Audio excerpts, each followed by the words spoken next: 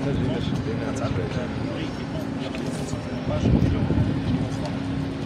للقصه هو باش يديروا هكاك يعني تيهم تاع الهيكله كتهم من هذا الشكل يتم غير سائل على مستوى الشارع الخامس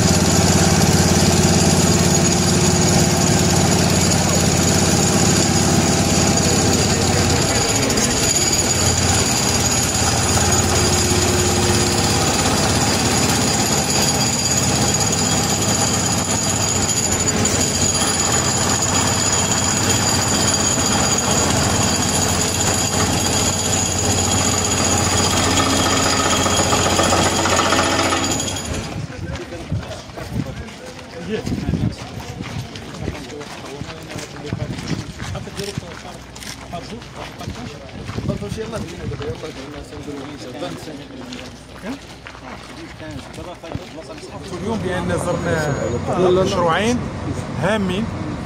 المشروع الأول يتعلق بالصرف الصحي. سيد الرئيس أنا وهذا المشروع فيه تقريبا طوله 13 كيلومتر. فيه ضمن مجموعة من أحياء المدينة.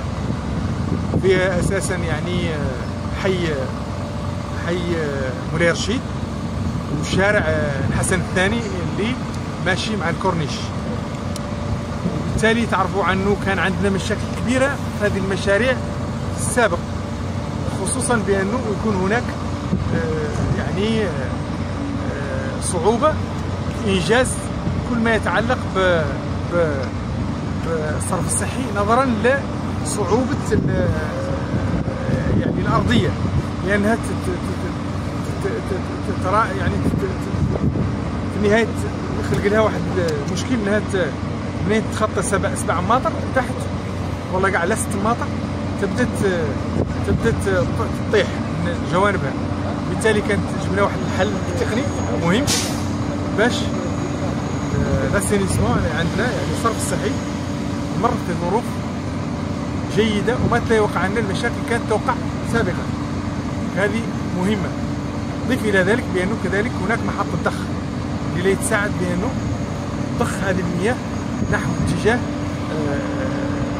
يعني القناه الرئيسيه ديال الصرف الصحي.